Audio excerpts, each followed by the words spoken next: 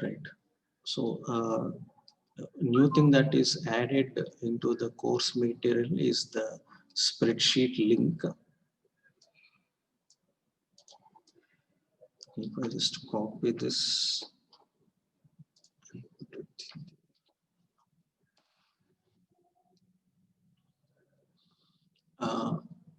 whatever things, evaluation part, the marks that you score in unit test or sessions, everything will be kept in this spreadsheet. The 4 faculty will have the edit options in this. The students will only be having the view options. You can review the marks that you have scored and the answers that you have given for those things. This is unit test 1 marks held on 18th December. The marks scored, and we have filters where we can filter based on the specialization, etc. Then the quiz marks, which we have uploaded in the GLearn. So the 30 divided by 7.5. So unit test 1, 4 marks, along with your Geetham IDs. Okay. And also the lab reviews.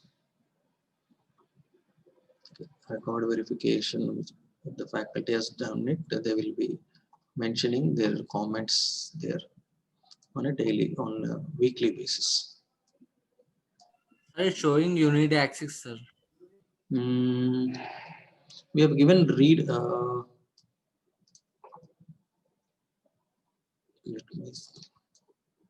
You have to access it with your Geetham ID only.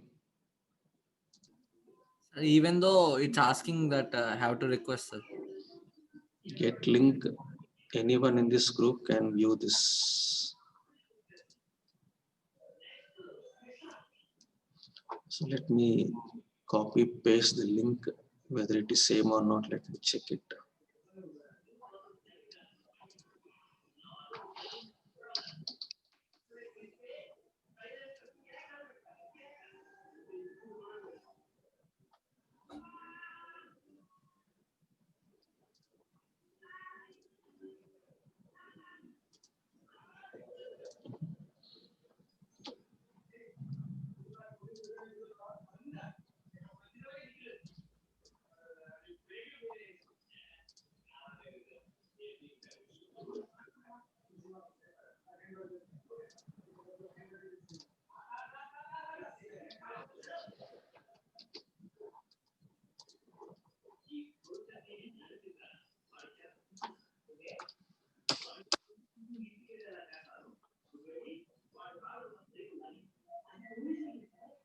Okay, it's the same link.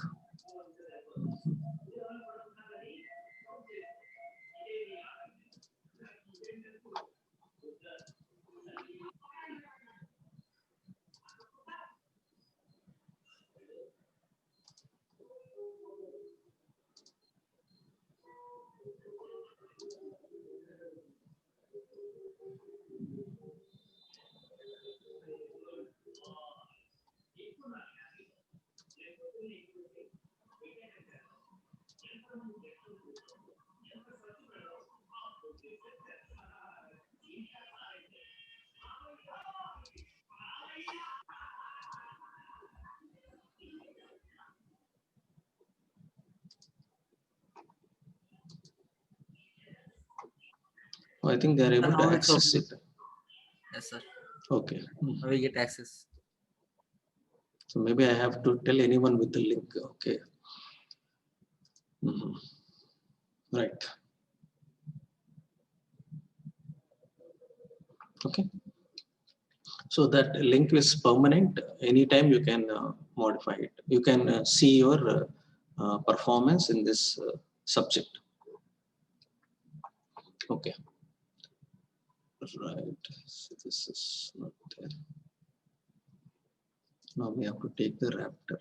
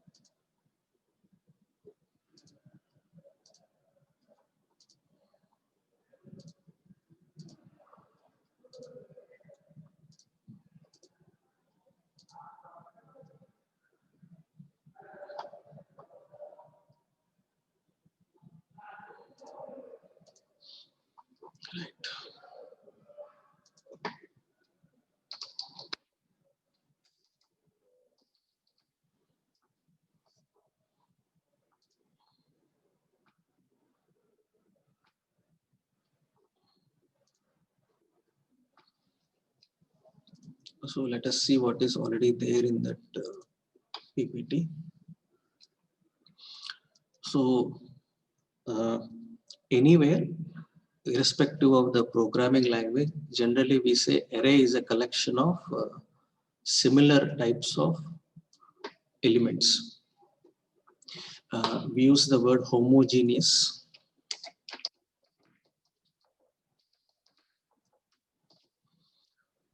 Homogeneous means similar items. So array is a collection of similar items. This is the problem that was given earlier. Now let us see how do we implement this array concept in a Raptor.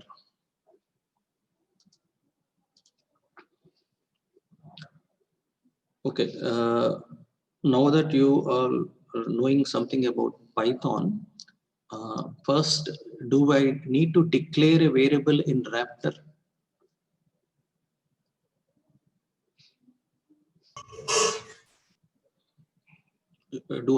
Should I have to say that a variable I is of integer type or float type in Raptor? No, sir. Not required, right? So depending upon whatever variable that you assign it to, the type of that variable changes in Python as well as in Raptor. So let us first check it whether it is in that way or in something else. So enter an integer. Let me take I. Here I am not specifying that I is of integer type or something. This is just a prompt, some message, and I am accepting that in I. I need to save this. Let me save it as array only. Later on I will modify this program. Array 1.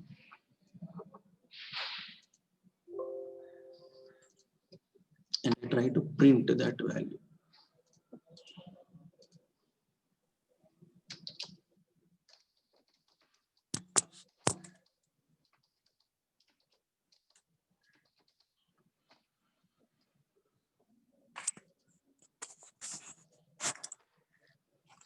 And I execute it.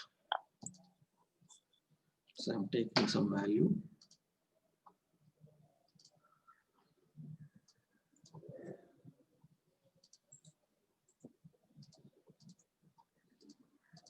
Right. And so the value of I is 6. All right, so I'm printing that value of I is 6.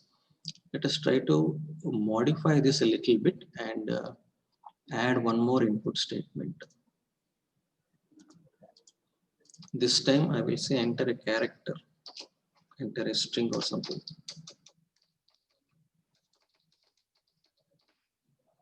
Enter your name.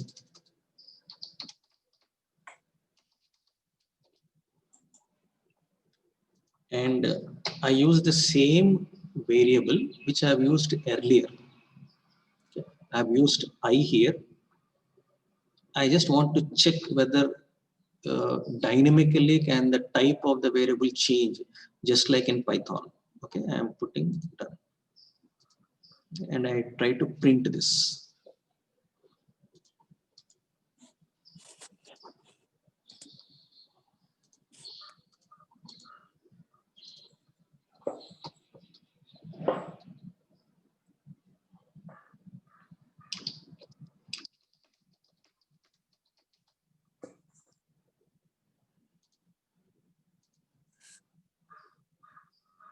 Save this, I run it.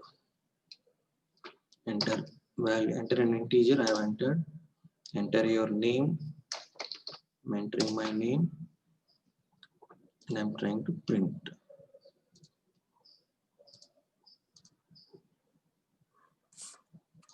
Okay. This is the second time that is executed. So value of I is 9. Then I'm using the same variable to refer to some other data type variable. Okay. Now in Python also it is the same. We don't have to specify the type of a variable depending upon whatever value you assign to the data type gets changed. And we can see it here. If we go step by step, execution step by step, F10 is this, okay, F10, enter a value, say I'm giving 121. So here you can see I is equal to 121, this part. Okay, and I continue. I ask for a name.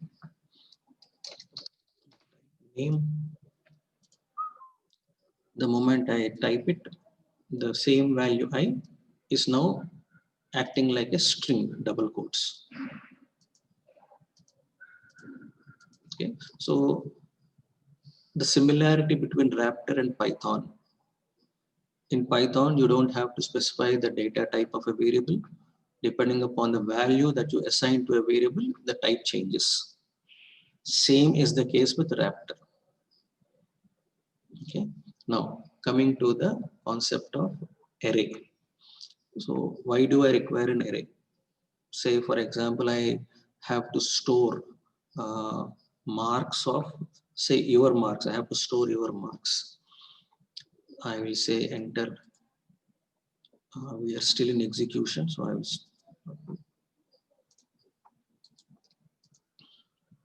enter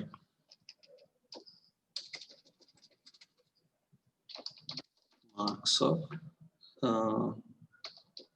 number 1.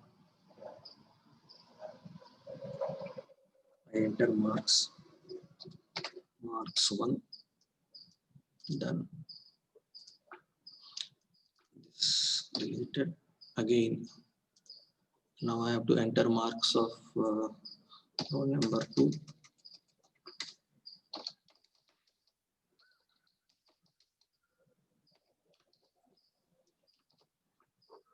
I have to use a variable name marks2.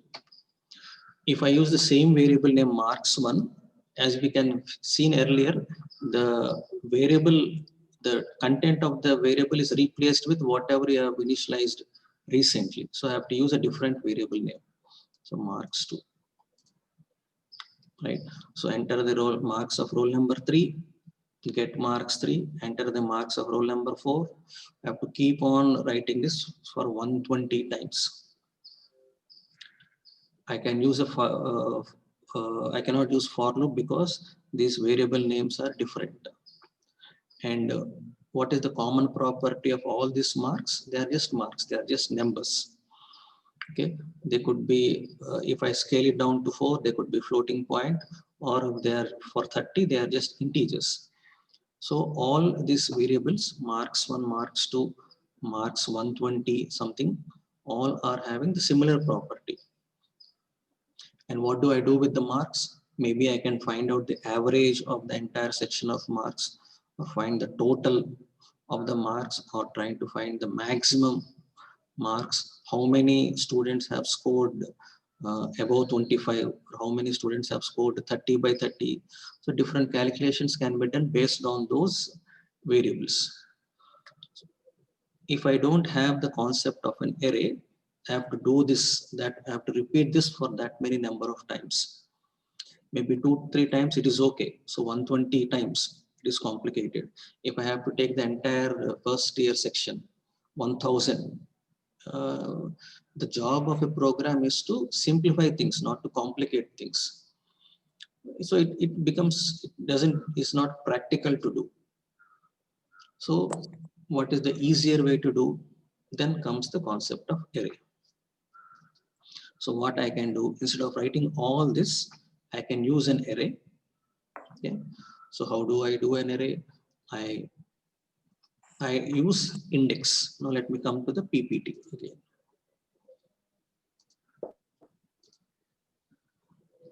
Correct.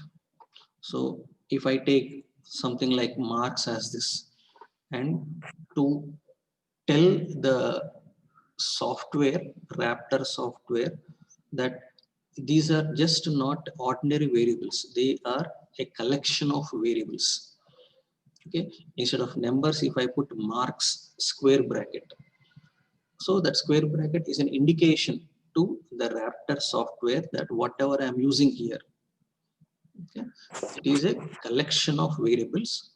All variables are having the same name, but to differentiate between number 1, number 2, number 3, marks 1, marks 2, marks 3, we refer each individual variable with an index. So inside this we put say 1, 2, 3, 4, something like that.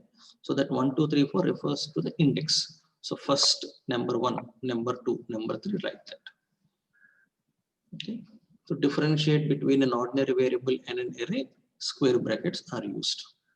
Well, let us come to the Raptor. So I delete all this.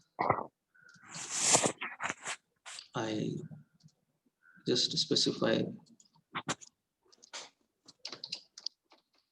enter how many marks, enter for how many students. Okay.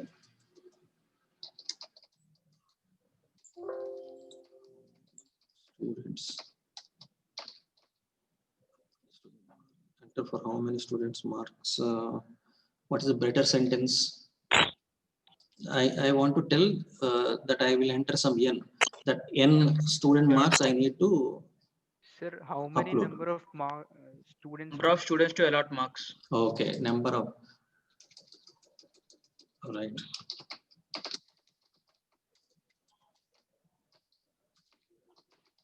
Students for whom marks have to be allotted. Something like marks allotted. So I just say n. I want to, this I'm taking from the keyboard. So n. Enter the number of students for whom marks have to be allocated. Allotted. Okay. Get n. Then I use a loop. We did not yet discuss loops in Python. Okay. We already know what is a loop. Okay. So condition edit.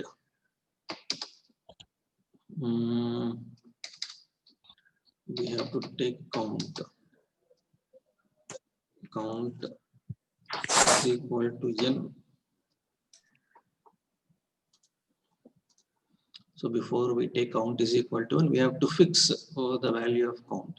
So I assign value of count to 2.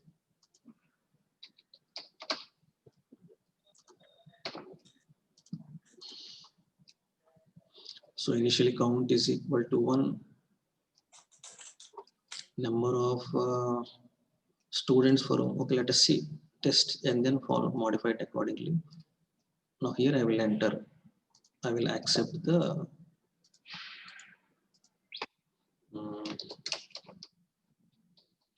accept student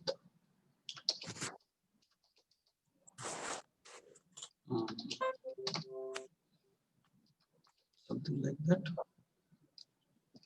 Accept marks of student 1. Okay, I will say marks. Count. Or not I know, I have to specify count here.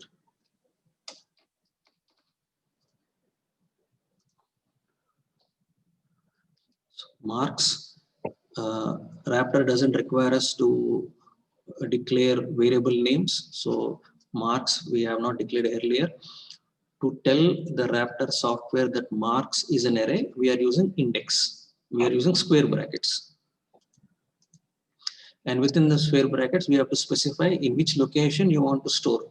So we go, array is generally a continuous stream of memory locations, 1, 2, 3, 4, 5.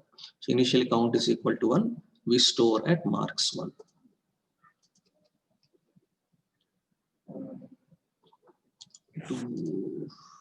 To something, let us put readability purpose. So we keep on accepting till count is equal to when we come out of it. Okay, we can also print as well, but we can check it here. I'm not printing it. Let me just save this and run and find out if we can have, if there's anything wrong or if it just, I just want to enter 3. student marks. Okay, I accept first student 30 marks, second student say 27 marks. Okay, third student 56 marks. Oh, I've entered 3 students, but still it is continuing.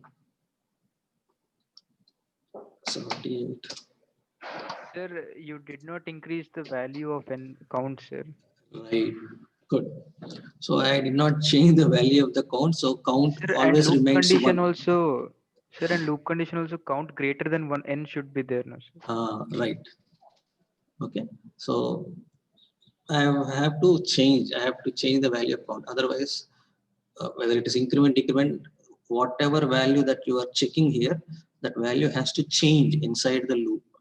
If there is no change, means it will be an infinite loop. Okay. So I abruptly stop it, halt it. So somewhere I will increment the value of. So assignment count +1. Okay. This condition I will check it later. So first thing I have identified is the count has to change. So I'm incrementing it. Later on we will see the condition. So and again execute. For simplicity, again I give n value equal to 3, 30, 27. Right. So I asked for 3 marks, 3 student marks, but I ended up giving only 2. The reason, as someone has suggested, you have to tell count something greater than n or something like that. Sir, it can set count to 0, sir, then. Oh, then count to 0. Okay. Okay, let us put that also. I stop this. I put count to 0.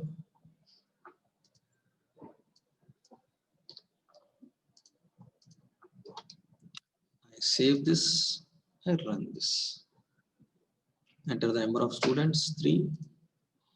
I go inside, accept the marks of student. Okay, okay. It is typing it as count. I want the number, no? Okay, I will change it later. It is saying accept marks of student. Instead of count, I have to print the value. I have unknowingly I have kept it in double quotes. I will change it later. I give something. Right. You got an error. Error during run. I think that error is also mentioned. I can't use 0 as an array index. Okay. Sir, So one this should be there, sir, count. right. So in Raptor, array index starts with 1. In programming languages, array index starts with 0. So this is again, there is a slight difference between Raptor and programming languages. So if you have already worked with the C or Java, or if you are well in advanced in Python, you might have understood that in programming languages, array indices start with 0. With the same knowledge, if I implement here, it gave me an error message. Okay. So now it is saying that can't use 0 as an array index. It stopped. So I cannot use 0. Even if I use 0, I have to increment this count before this. There is nothing wrong in putting count equal to 0. Count is simply a variable. You can assign any value to the variable. But when you assign it to an array, you have to see that the count is not equal to 0. It is a positive number. So what I will do, I will put it, modify this here. Okay, and this also I will try to modify it. I want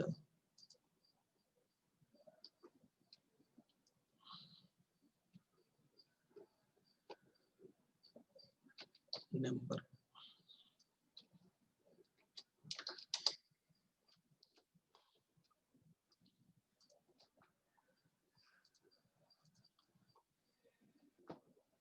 And I'm not modifying this. Next time I will modify.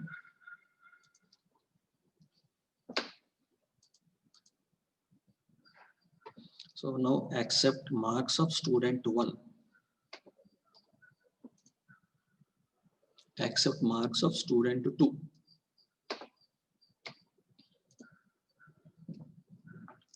Accept marks of student 3.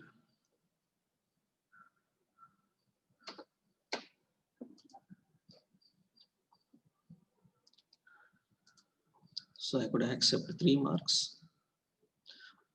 I did not modify this to greater than or something. And it is now working fine. 30, 25 student marks, and all of them are kept with the same, where we can access it with the same name. Marks, MARKS, written in capital letters again. But here we are using small letters here, but here it is showing it as capital letters. Raptor is not case sensitive. You can use small letters, capital letters.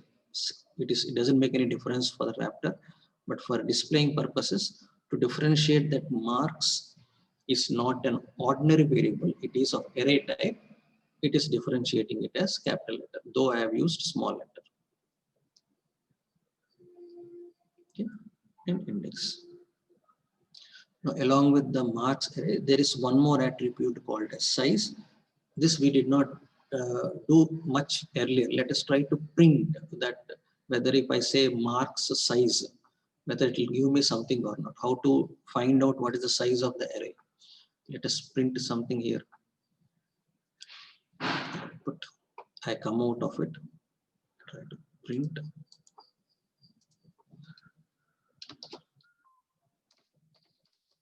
Size of array is, so let us use dot. No, let us use capital S D.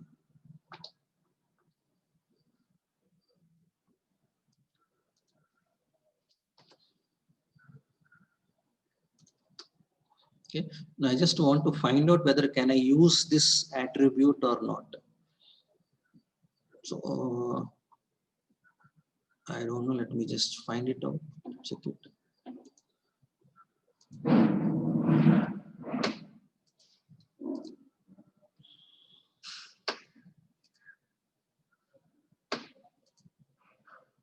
Okay. It says size is not found.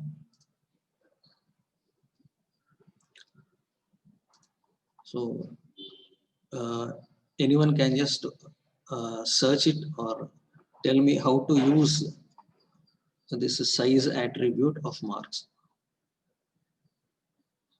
I want to print what is the, how many elements are there in the array.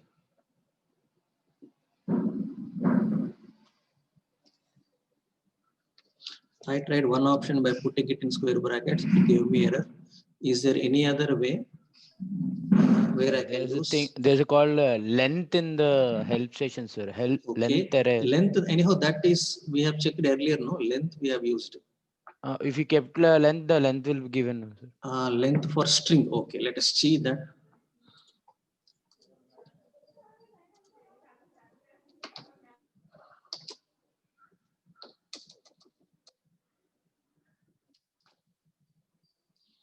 Is it len or length? Length, sir. Okay, if I get an error, I will modify it to length. L is not a function. Let me go for length.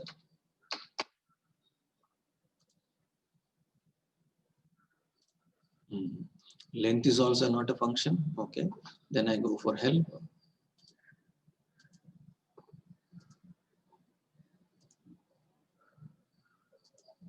Or not about.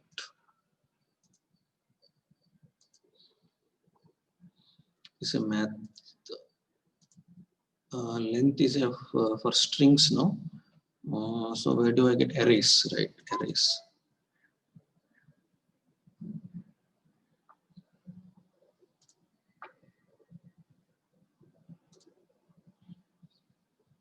For arrays, it is length of, sir. Length of, okay, where it is there here only? In array operations, it is there, sir. Array operations, right?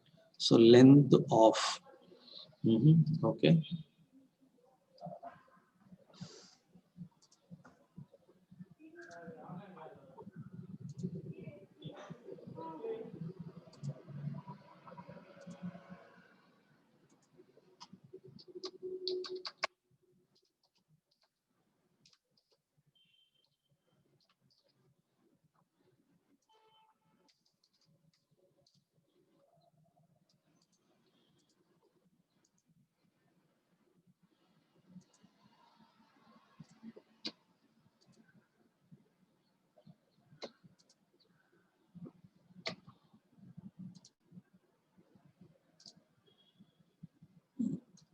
Size of array is 2.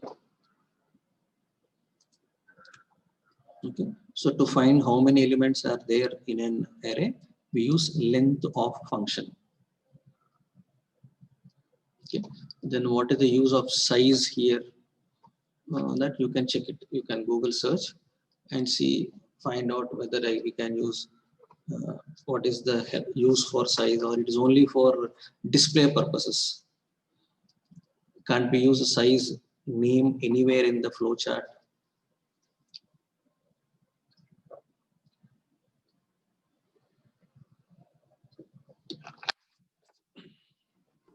Size is not an operator, no, sir. It's just the display thing. Okay. Like only operator can be used in the flow charts. Okay. Or else we should assign we should assign the variable of size and we should assign the length of an array to it, sir, so that we can get the output. So that you do it at your end. Yes, sir. So this is about one-dimensional array.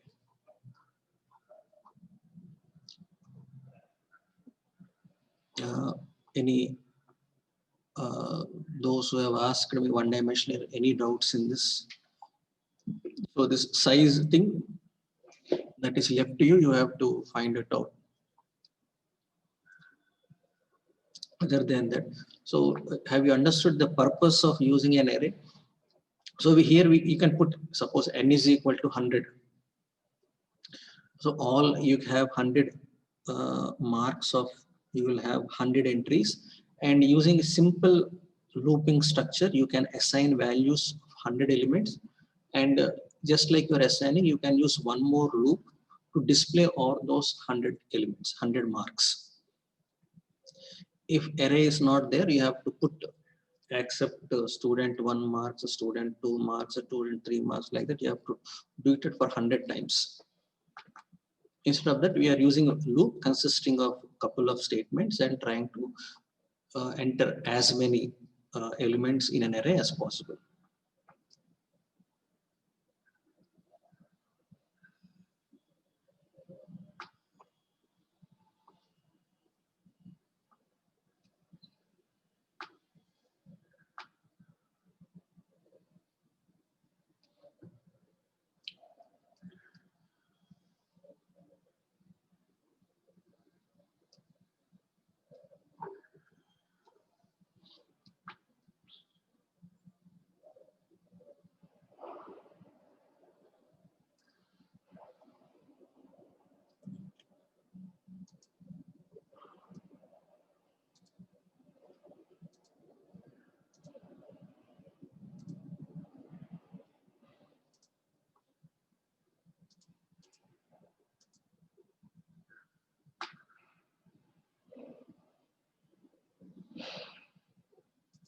We did not include two-dimensional array here. Okay. Did we discuss two-dimensional arrays?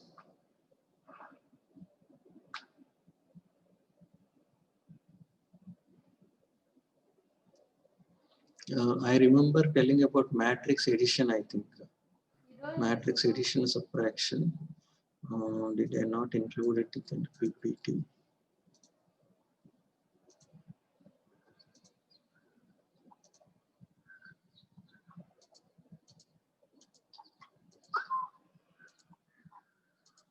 In two-dimensional arrays, we did matrices additions.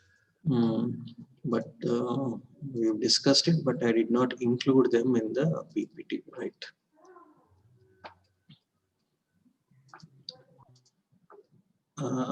You can maybe you can spend some 5 or if you are there with the laptop, you can spend a couple of minutes and try to experiment using one-dimensional array. Once that is done, we can go with the two-dimensional arrays.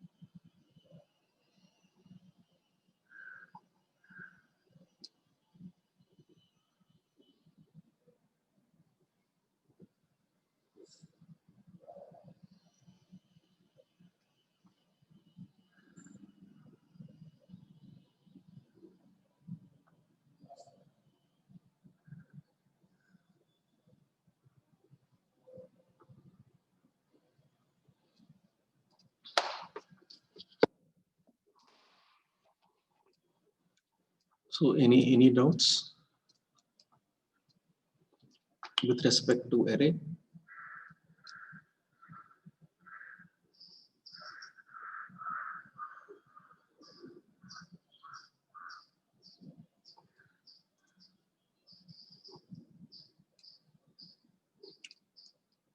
So shall we now proceed to two-dimensional arrays? Yes, sir.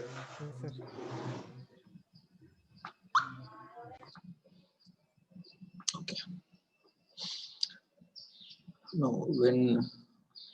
when does a two-dimensional array come into picture?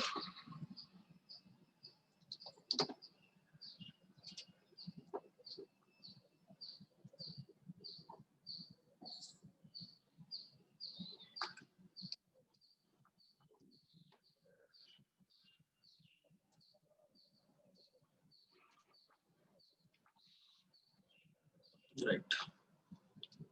So two-dimensional arrays will come into picture when we have a concept of maybe say rows and columns, something like that, something in the form of a matrix.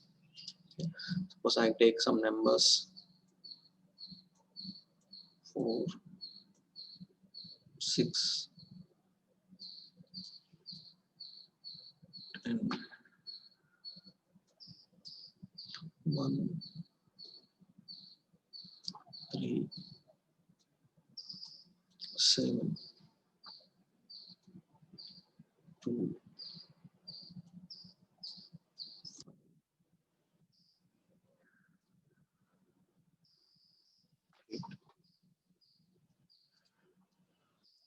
assume that this is a matrix. We generally put bigger square brackets to include them in a matrix. Okay. So these 4, 6, 10, they come under row 1.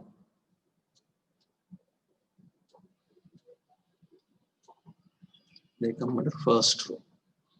Then 1, 3, 7, second row. 2, 5, 8, third row.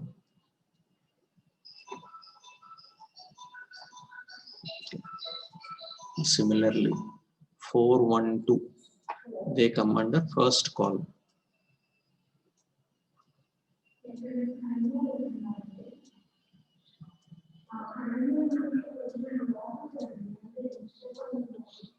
Then 6, 3, 5, they come under column 2. 10, 7, 8, they come under column 3.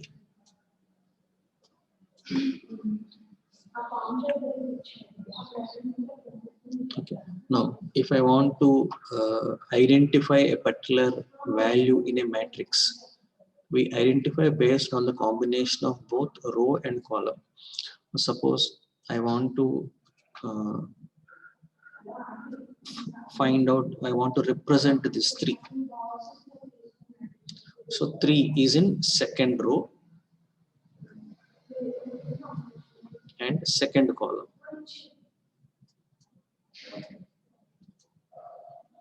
This is row, this is column.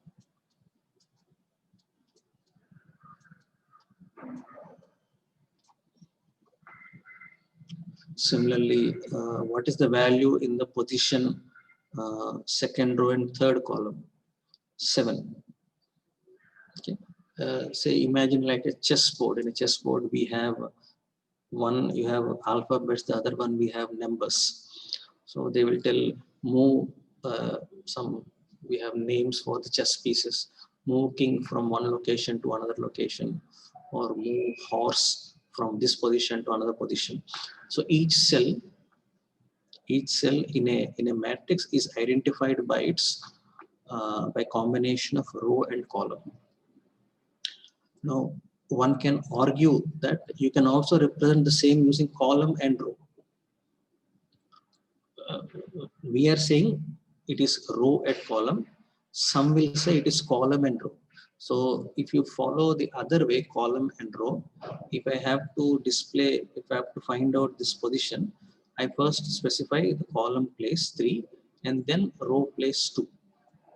Where 3 is a column, 2 is a row. 3 is the column, 2 is the row.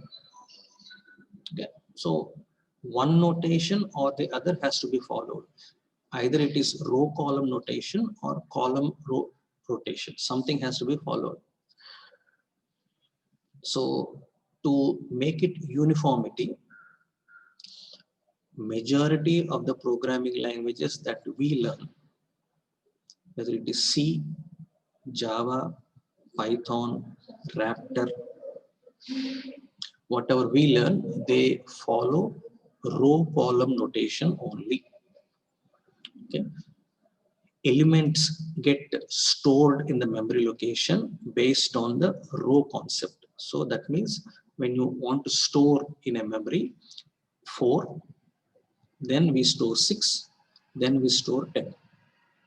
Once the row is filled up, we come, we fill 1, we fill 3, we fill 7, then 2, 5, 8.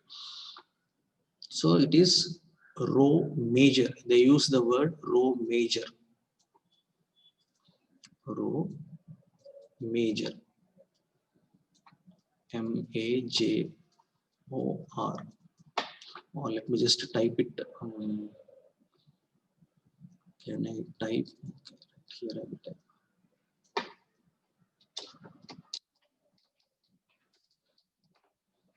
Row major.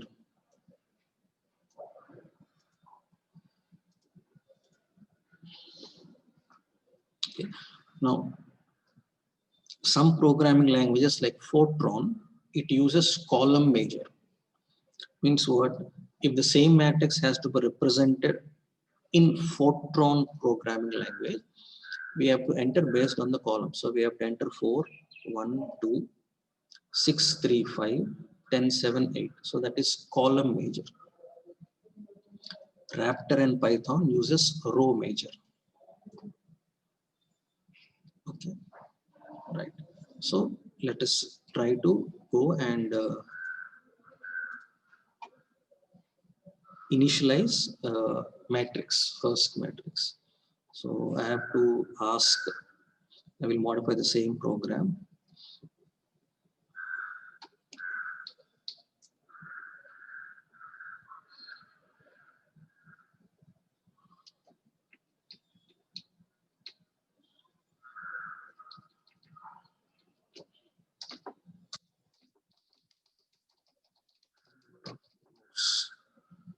So enter the number of rows in the matrix.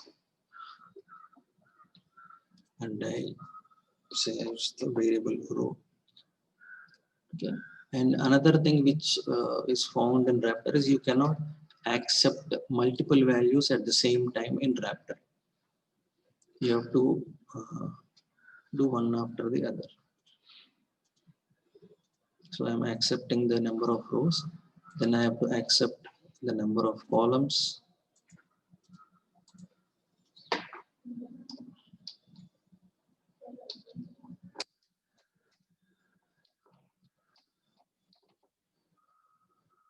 I use the word column.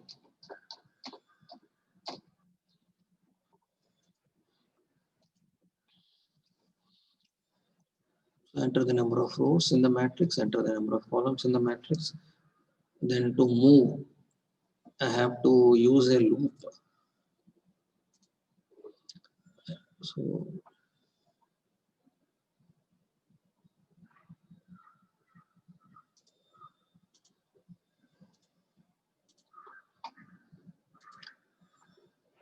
there should be a loop that will fix row value and change column values.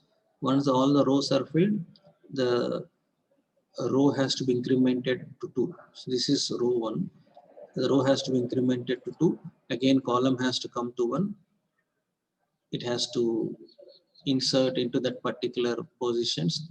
After once all the rows are completed, all the elements in the second row are completed, I have to increment row 3, bring back column to again 1 and do it.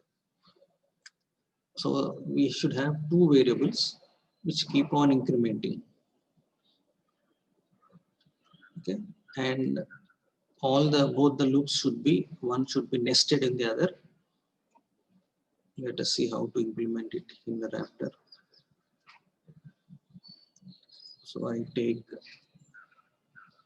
let me take I for row, I put it 1. Other one I take it as J. I initialize it to 1. Oh, I have to copy it.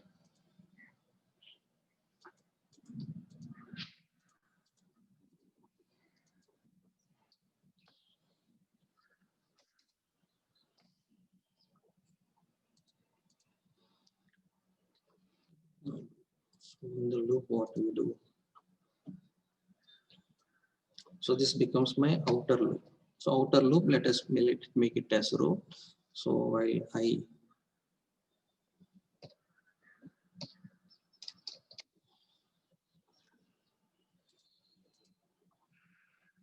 inside, now inside,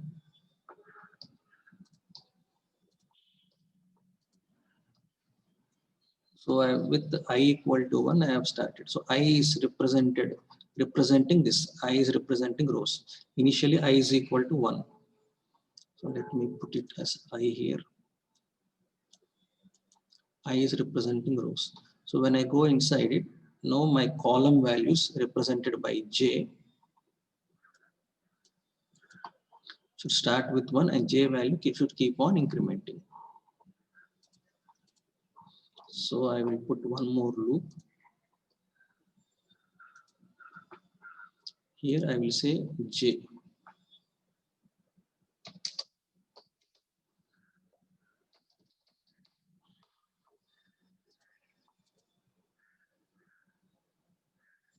So what I have to do, I have to accept now an element. In its now I is equal to 1, J is equal to 1.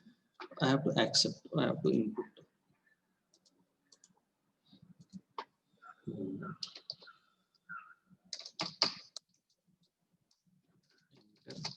The matrix at, I have to tell the positions now at, for displaying purposes. Let me put it like this. I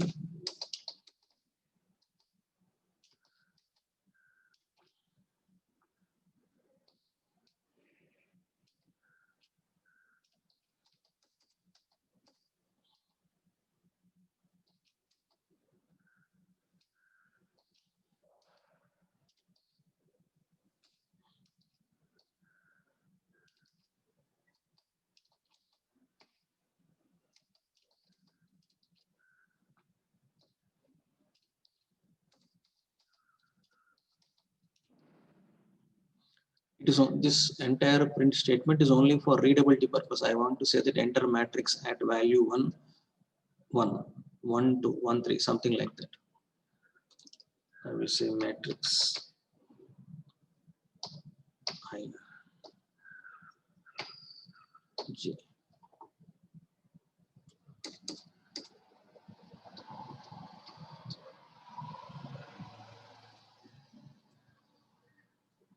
Left bracket is unexpected. Okay, something somewhere I wrote wrongly.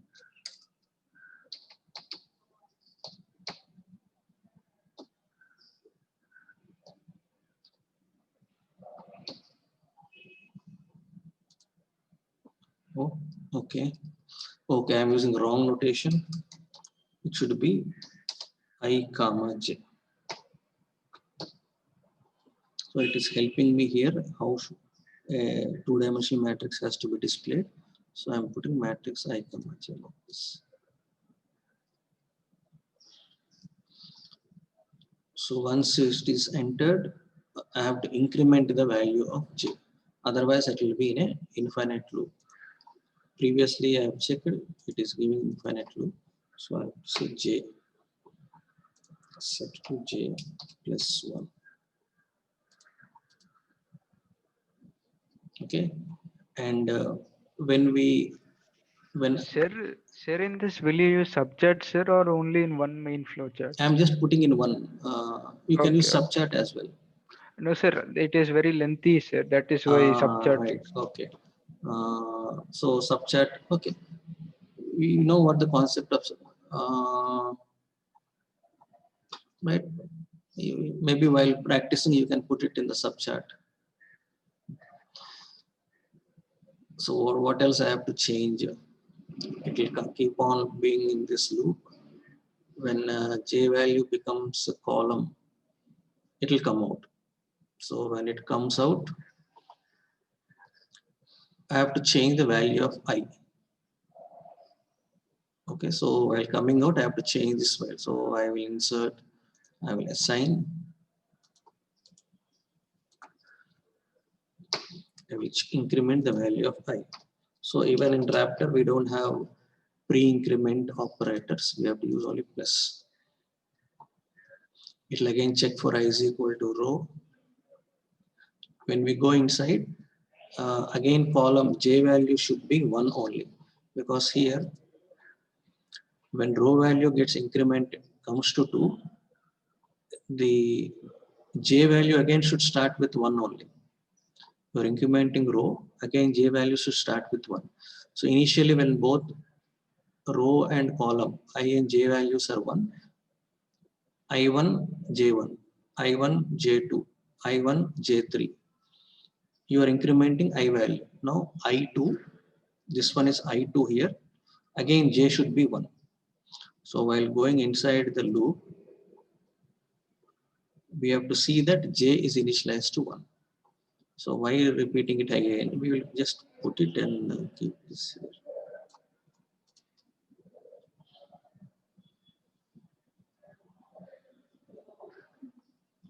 Okay, I think this should work. Let us see if there is any error. I will modify it again.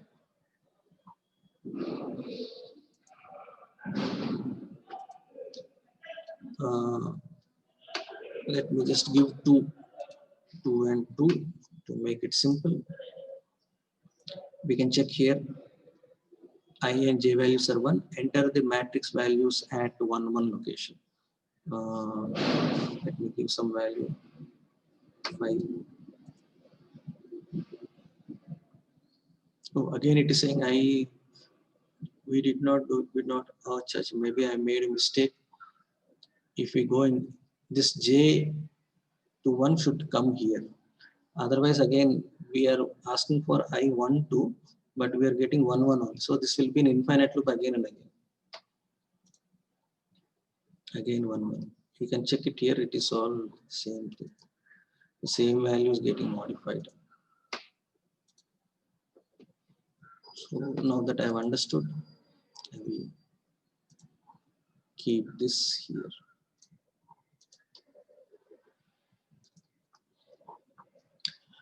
The whole purpose is we just move whatever we know. Generally, it is good practice to write on a paper to understand how this works.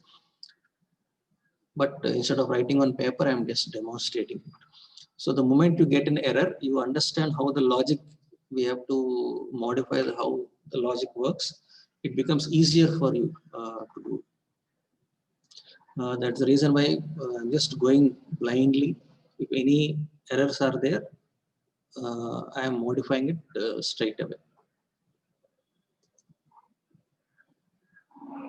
Again, for simplicity. And whenever you test with smaller numbers so that you will understand the flow. In the very beginning, for this program, if I give 10 rows, 10 columns, 10 into 10, 100 elements, you have to insert. Okay. Oh, something went wrong. So now I could insert only one element. I have to insert actually 4. I have 2 by 2 matrix, I have to insert 4. So now I have realized earlier somehow I have managed with I is equal to something. In the previous program, I have managed with it. Now I could not manage. Now I will say I greater than.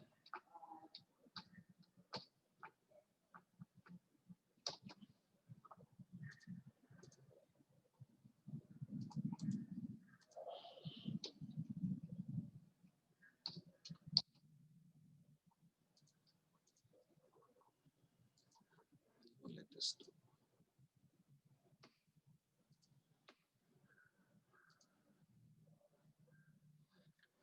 Okay, let us hope this time we get lucky. Enter the matrix values at 1. This is row, this is column.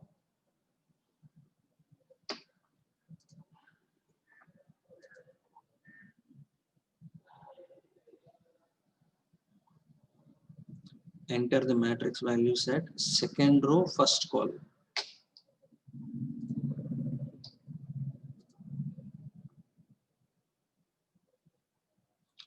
Oh, am I getting the values? Yes, you're right. Okay, right.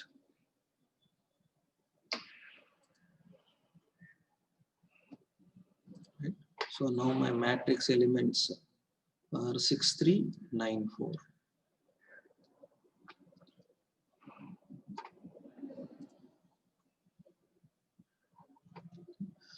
We cannot display it, we cannot visualize it in the matrix format. If you want to print in a matrix, you have to again write the logic. The bigger square brackets, we have to use graphics to print in a matrix form. So this is 2 by 2 matrix. So how are we proceeding? So first we are proceeding row wise. We are inserting elements, then we are incrementing the row. And every time we increment the row, we are putting the column value back to starting place. So that is 2-dimensional. Can we have more than 2 dimensions? Can we have 3 dimensions? Yes. Multi-dimensional arrays. You can have any number of dimensions. Okay. But the practical usage of multi-dimensional, more than 2, it is not much. Okay. So if I want to represent a 3-dimensional array, you have to visualize it. Maybe the cube is a 3-dimensional object. Okay. So for every point, if it is a cube, you have to say the value of it, length, breadth, height. So in 3-dimensional things, you have to visualize and proceed.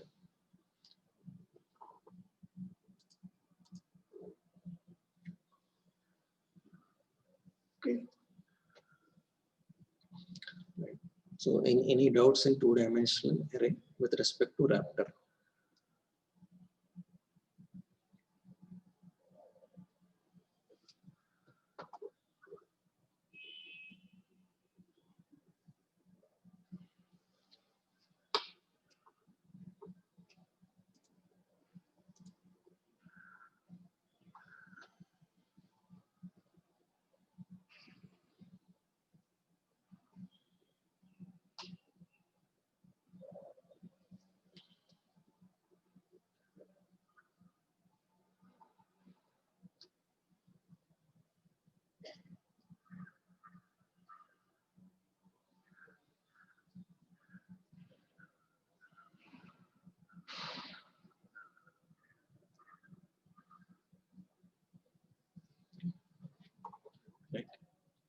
you can take a break, a couple of minutes, you can take break. Then if any further questions are there in Raptor, we will discuss.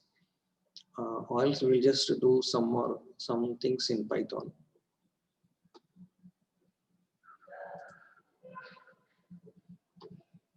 How many programs are there, sir, in total when combined both Scratch and Raptor, sir, in the syllabus? There is syllabus is given to you, no? Oh, I Syllabus don't is have already, it, sir. it is there in the Glearn. We kept it, posted it in the Glearn. Okay, sir, I'll check it out. Thank you, sir. Right.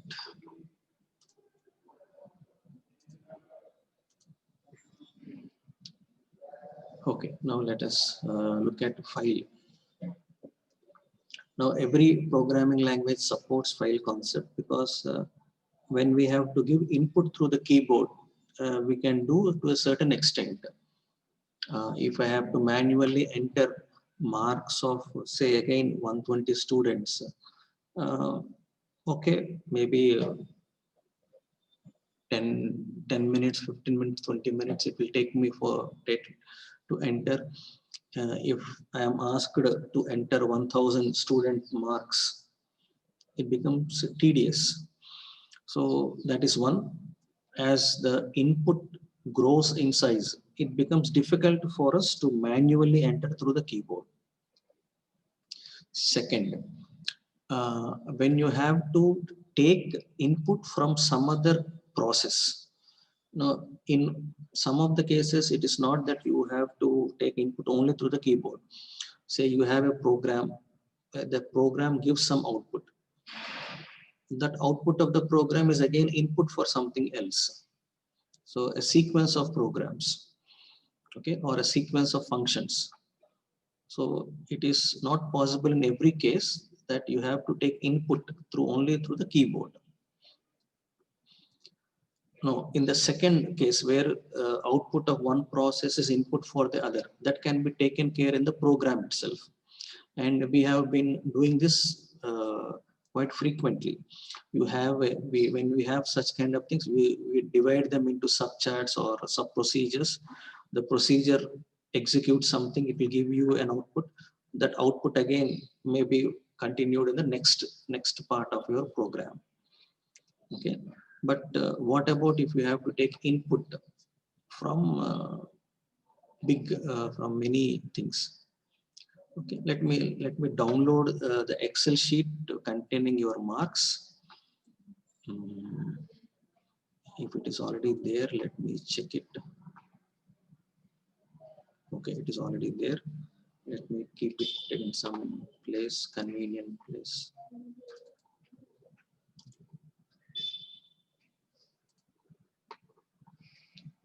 Right. I will open this.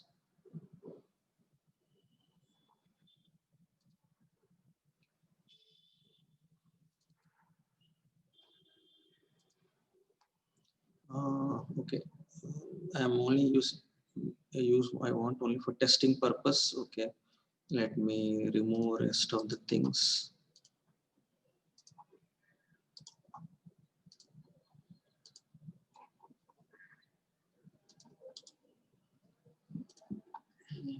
Timestamp is not required.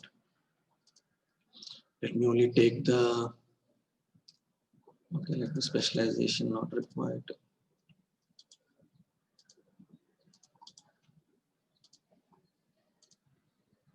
All these things let me remove. Okay. Now, I have this some file. I have this file containing some entries, say email address and score. I want to read this, and using Raptor, I want to read.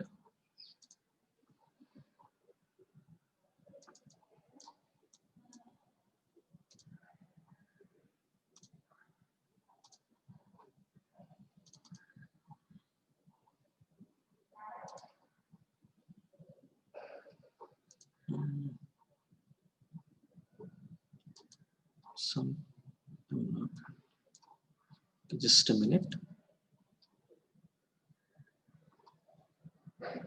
Okay. So someone is saying Raptor can consider text files only. Okay. Let us see. Let us make an attempt. If it cannot read, then we will modify it. So for simplicity, let me rename this sheet. Sheet 1. Okay. And I will save this as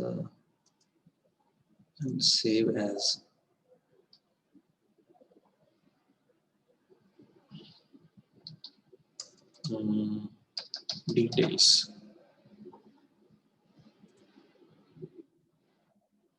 Right. So my file name is details.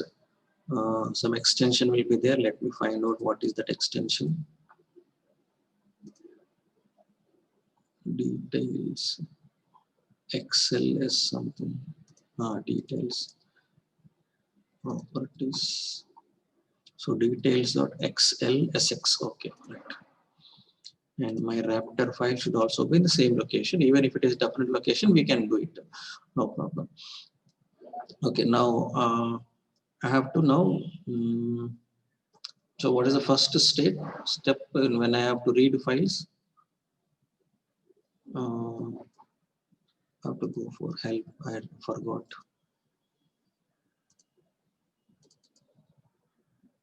Files for input and output.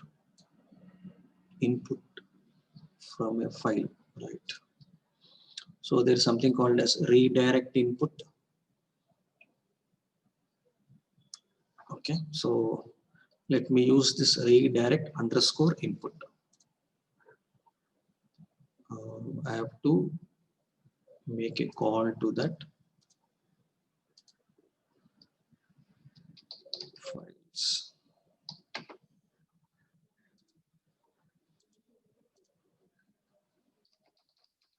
Okay,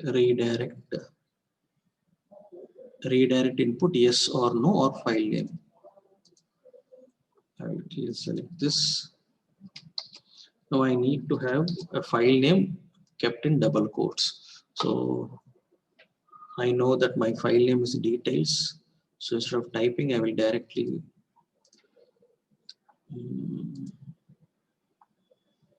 properties details.xlsx.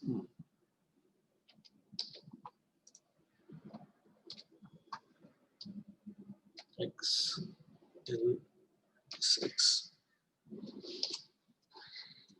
Close it. xlsx, is that the same name? Even if it's different name, okay, I will give me error, I will then modify it. So redirect input. Once then I have to display. Now what is my, I have to print the thing. So I will again go there.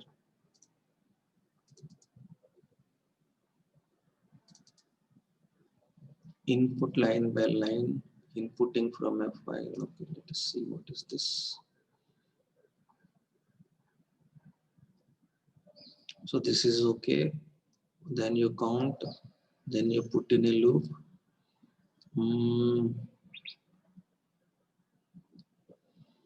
I want to read this, will get my array count from the file. What is my underscore array? Count 1, count equal to maximums. Now how to read each line from the text?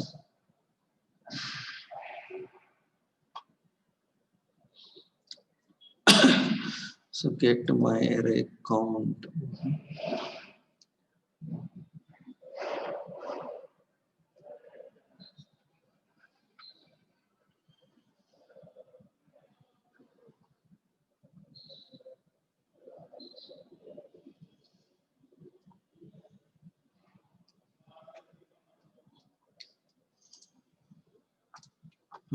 Don't know anything. Let us just use it.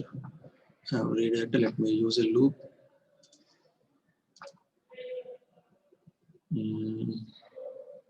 Some condition.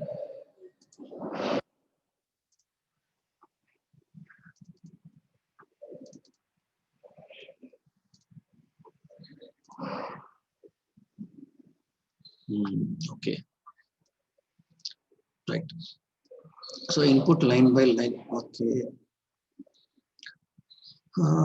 We have to use end underscore of underscore input. Then increment count. Get my, so you're saving that in an array. Okay, incrementing it. Redirect input false. Here you are putting redirect input file name, then you end it with false. Okay, let us use that there.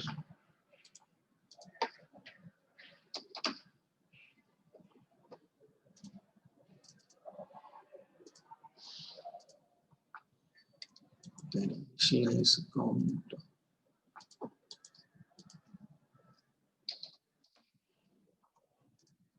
Set to 1.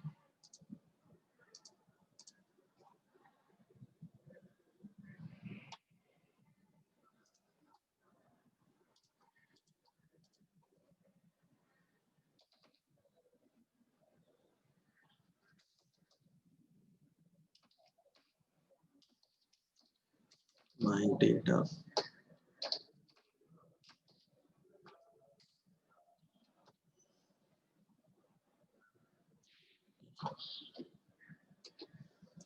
This is a variable, so I have to put it here.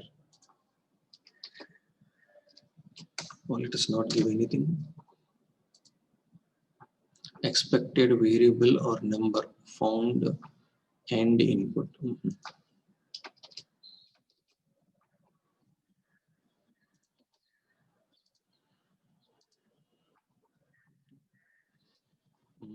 Then redirect input is false.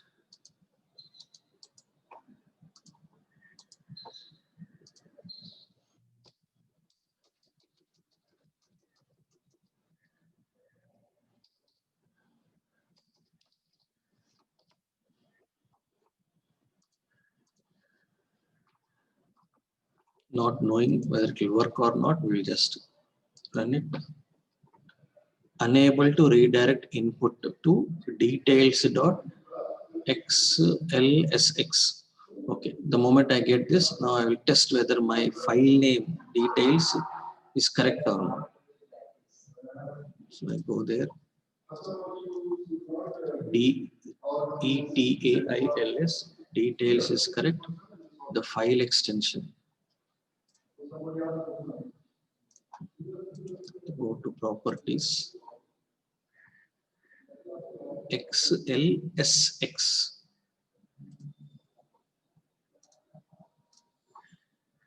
Okay, file name is also correct. Then why it is giving me error? Unable to redirect to details.slx. Okay, maybe someone has said we can read only text files. Okay, so what I will do, I will just try to bluff Raptor by renaming it to text. That's all. I will rename text. Okay, because the file is already open, we cannot rename it when the file is open. So I have to close this and then rename it.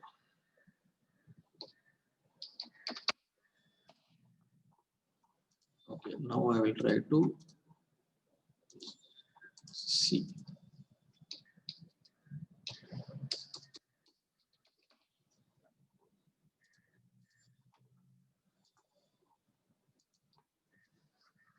Again, it is saying unable to redirect input to details.txt. So what I will do, I have tried multiple, but somehow I need to get that thing. So I will again open it. This time I will not, I will save it in some other format. You have other formats. We will check whether there is any text format or not. TXT text, but it is in Macintosh. I don't know what is Macintosh. I will just save it as text because I know what is text, so I will use it. It is saying it is incompatible and all. Okay, data gets lost, let it loose, and I can close it.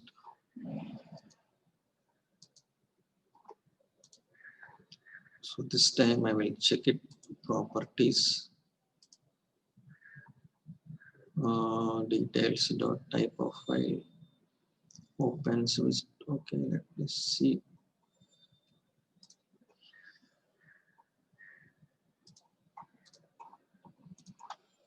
Send, run it.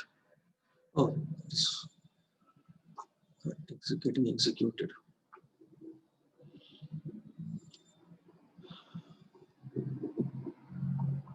So if you observe it, I forgot to increment the count value. So there is only one, even in the same thing, it is getting overwritten. So till what value? It will loop till it reaches the end of the input. So how many entries are there? There could be around 120 entries.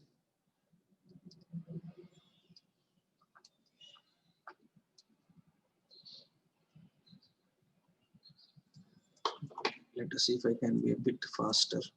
Flowchart complete. 349. Clear it. So now I have understood that I have to increment the count. I will again assign it. I will try to increment the count.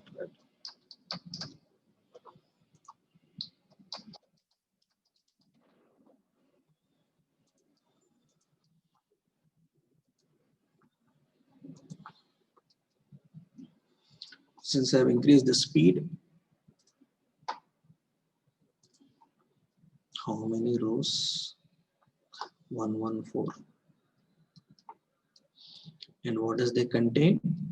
They contain marks and your email IDs. Everything is in one line. So my file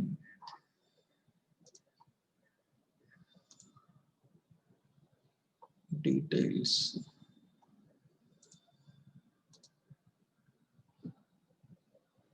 All right. But while reading it, you are first getting numbers, I suppose. You are getting a number followed by email ID. But when I look at the file, it is first email ID and score and the number. Okay. So how that is getting reversed and all, we have to observe on what pattern the data is saved and all.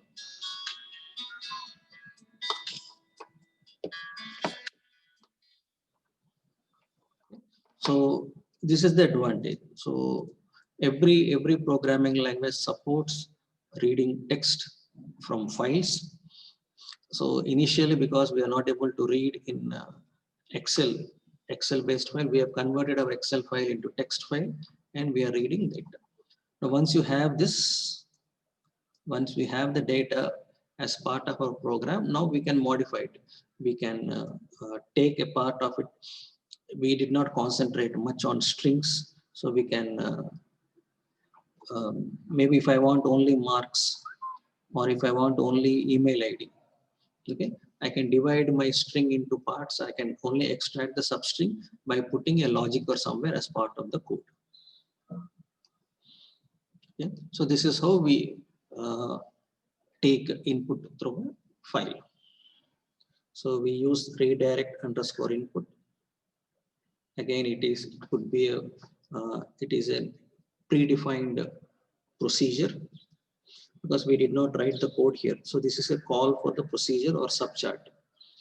So our understanding is subcharts doesn't require any arguments, but here we are passing the file name as an argument. So we assume that redirect underscore input is a procedure, predefined procedure.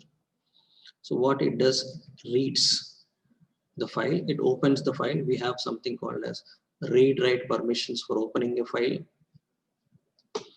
After opening the file in read mode, we are getting extracting data from it and putting in an array. Okay, why you need to put in an array? Why can't you put it in a variable? Raptor takes data line by line. Okay, if it is not for an array, you have to declare that many number of variables to store, which is we don't know how many lines are there in the file. So it is convenient to use an array. Okay. Similarly, this is only for reading purpose. Similarly, you can have a mechanism where you can write your own data into some file. So I think that comes under redirect underscore output.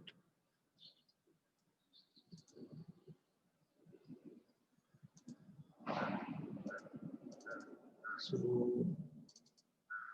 outputting to a file. So redirect underscore output. How to do that? It is given in the help. So it is advisable to practice it on your own. You will understand in a better way. Right? Okay.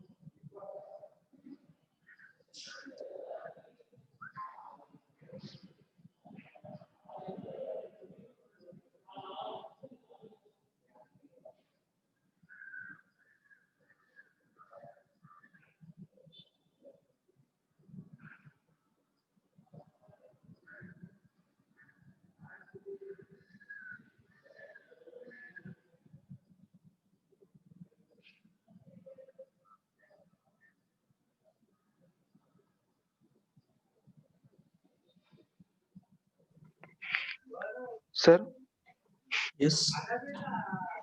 sir, I saw one problem in Raptor sir, regarding arrays. Question is, read the array of elements and overwrite each element in array by adding one to it. I'm not getting the logic in that, sir. I tried it Rewrite. Question, sir. Read Ah. array of elements and overwrite each element in array by adding one to it. Okay. So did you write any part of the code for that? I tried in books, sir. Okay. Okay, let us check it. No, what is the difficulty in that? You read it and again, okay, let us check it. We have to overwrite it, sir, by adding one to each element. Okay, overwriting, initializing the same value. No? Okay, let us see. Any doubts in the files? Okay, I think I already have an array file. Let me open that.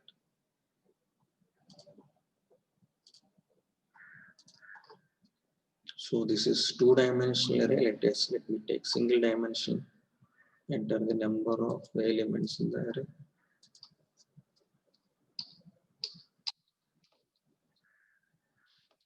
Matrix now I do just make a duplicate of it and then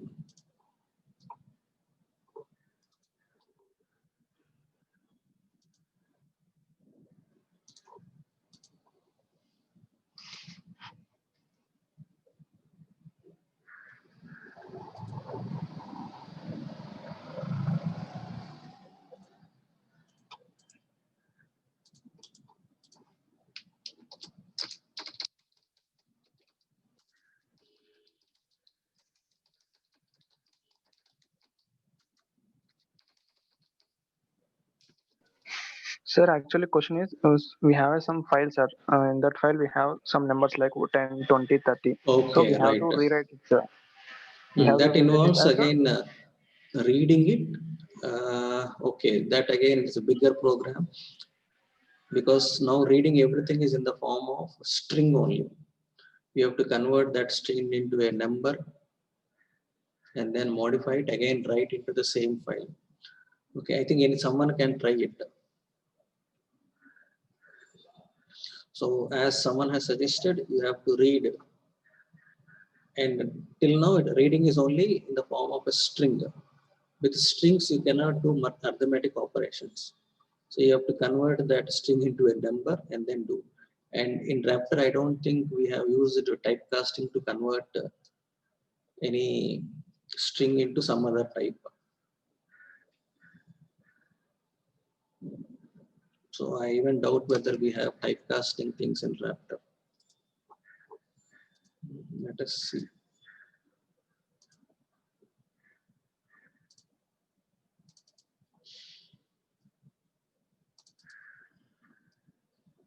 Okay, let us see if there is any operation which can convert a numeric string into numeric.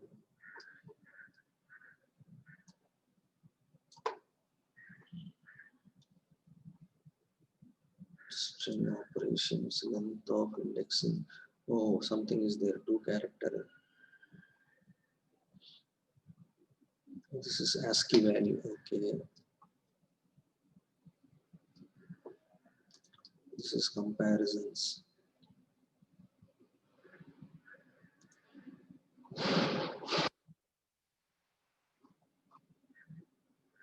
I doubt whether we can do that in Raptor or not.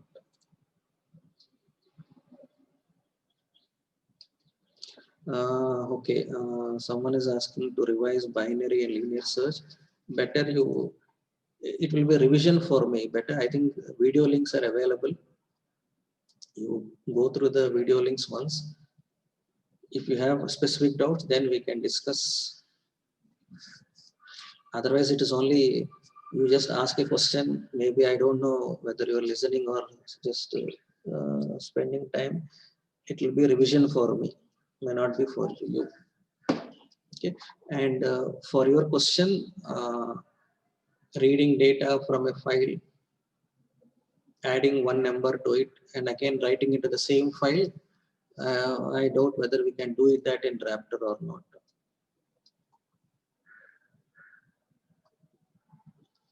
It can be done in a programming language.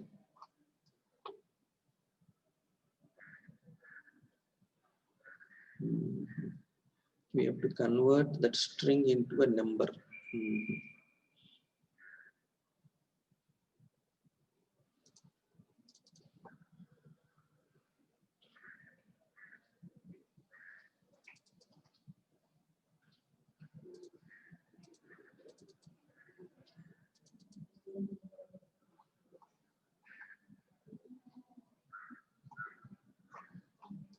These are only type queries.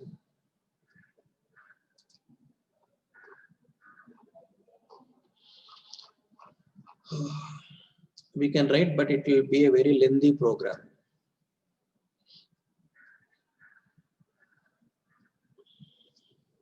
So without a typecasting, we have to again write the typecasting procedure by ourselves only.